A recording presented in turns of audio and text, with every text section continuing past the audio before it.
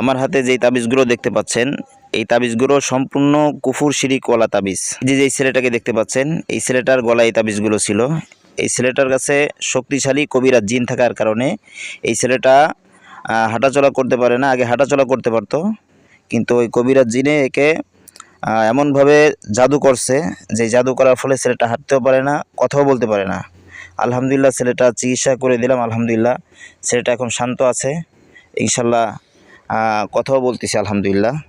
তো ওনারা আসছে অনেক দূর থেকে, অনেক আশা নিয়ে আল্লাহ তাআলা ওনাদের আশা পূরণ করছে। সব কিছু আল্লাহ তাআলার কোরআনের মুজিজা, আমার কোনো শক্তি নেই, সমস্ত শক্তির মালিক আল্লাহ তাআলা।